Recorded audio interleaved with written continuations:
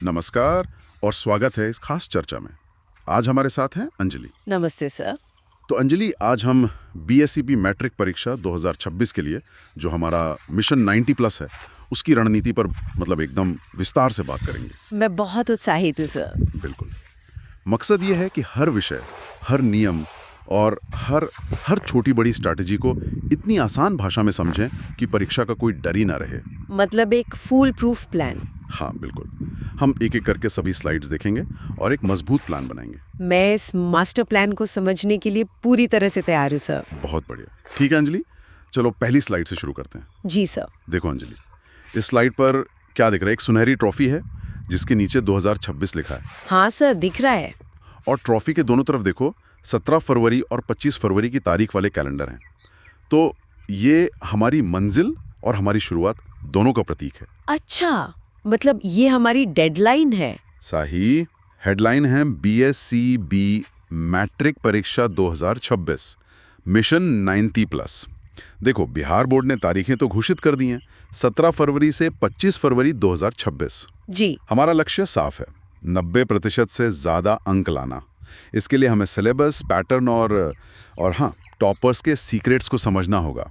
तैयारी को एक तरह से वॉर मोड में डालना होगा। सर एक मिनट, ये वॉर मोड का ठीक ठीक मतलब क्या है? मतलब क्या हमें सब कुछ छोड़कर सिर्फ पढ़ना ही होगा? नहीं, अच्छा सवाल है।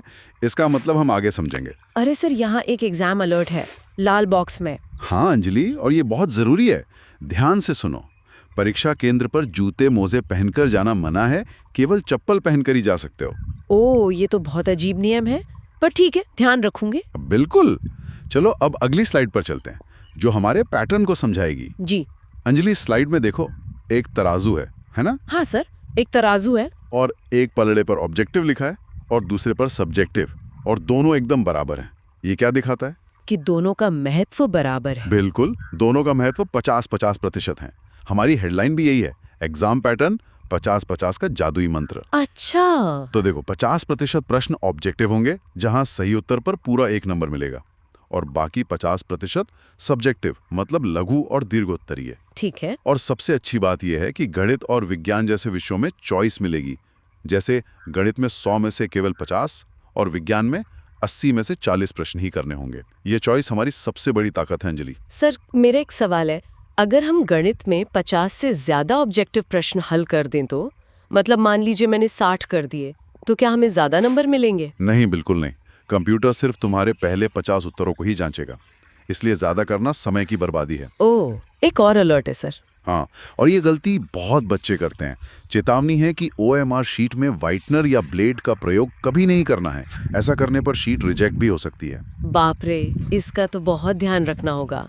चलो अंजलि, अब उस विषय पर आते हैं जिससे कई छात्र डरते हैं, लेकिन जो सबसे ज्यादा स्कोरिंग है। अगली स्लाइड है गणित पर। गणित मेरा पसंदीदा विषय है सर। वाह, फिर तो तुम्हें ये स्लाइड देखकर और मजा आएगा। देखो, इस स्लाइड पर 3 मजबूत स्तंभ, मतलब पिलर्स हैं। हाँ, एल्जेब्रा, ट्रिग्नोमेट्री और ज्योमेट्री। सही।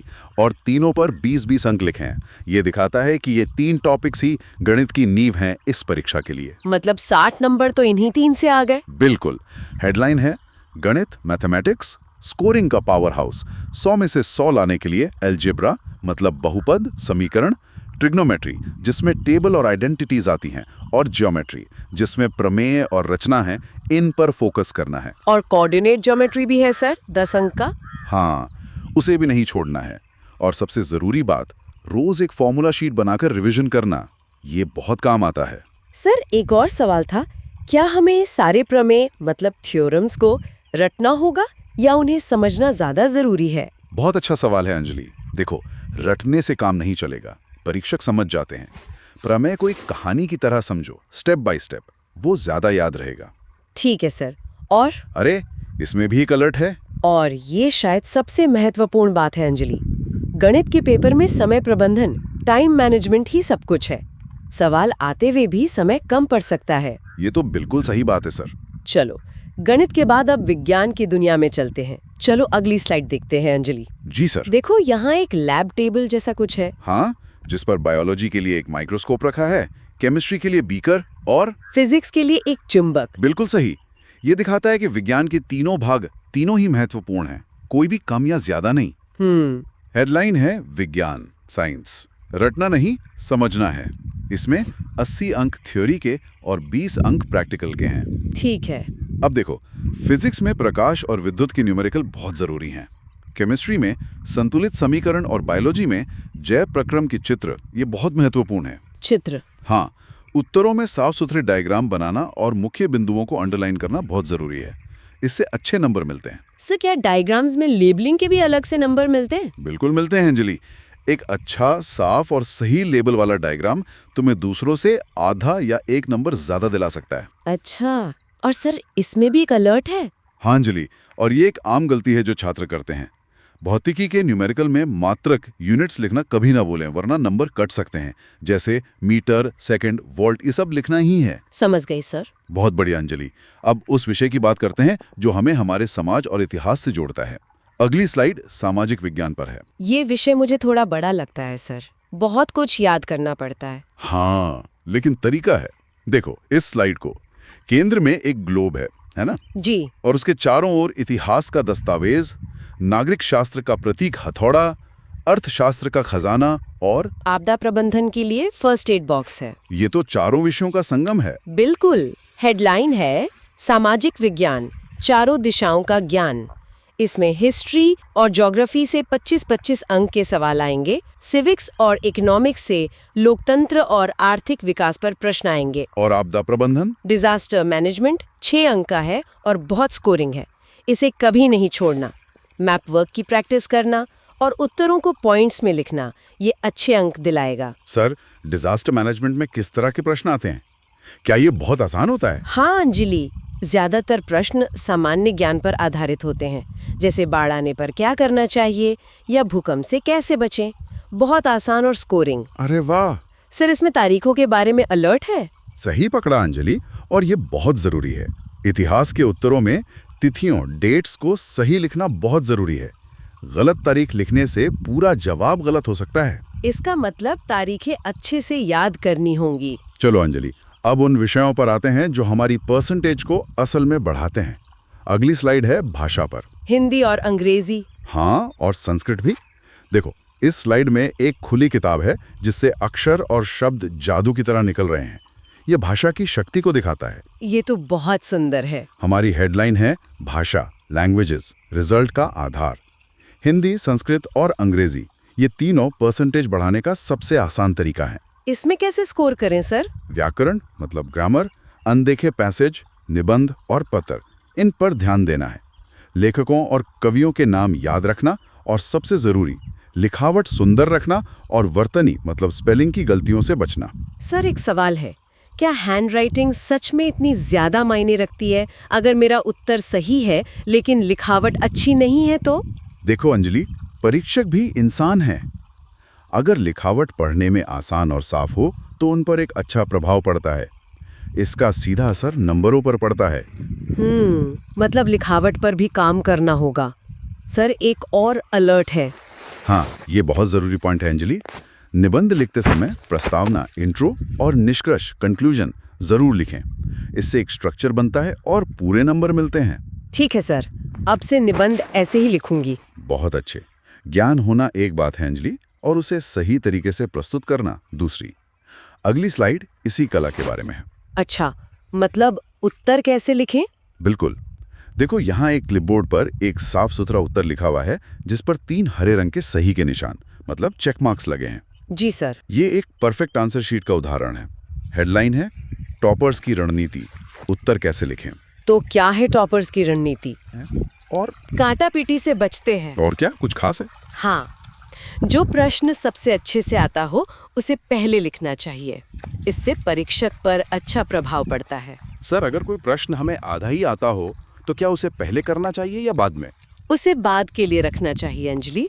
पहले उन सवालों को करो जिनमें तुम 100% कॉन्फिडेंट हो। ठीक है सर। अरे एक और अलर्ट। बिल्कुल सही, और ये बहुत आम गलती है।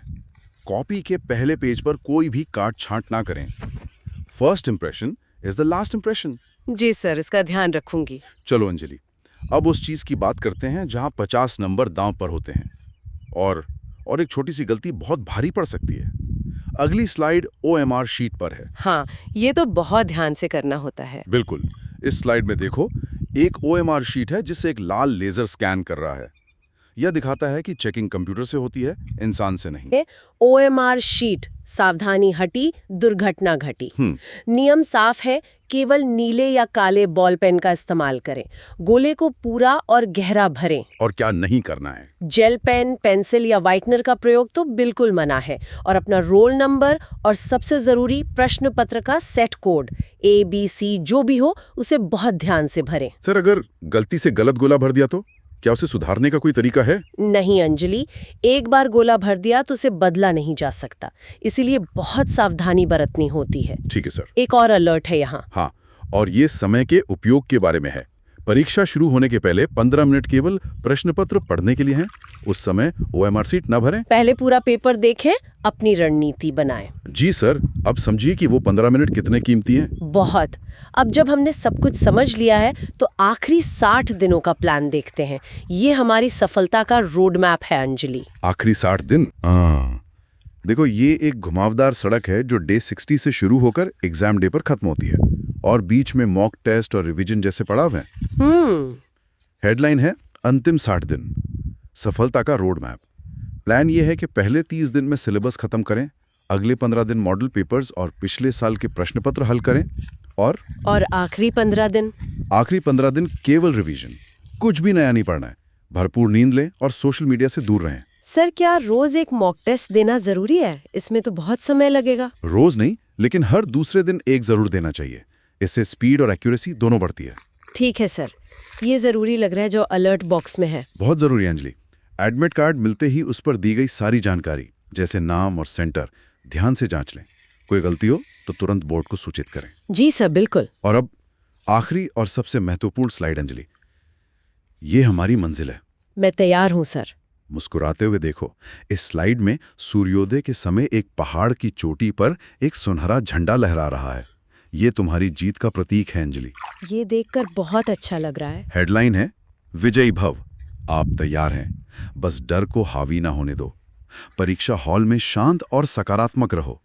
अगर कोई कठिन प्रश्न दिखे तो घबराना नहीं। जी। याद रखना, माता पिता और गुरुजनों का आशीर्वाद हमेशा तुम्हारे साथ है। ये एक सुनहरे भविष्य की नींव है।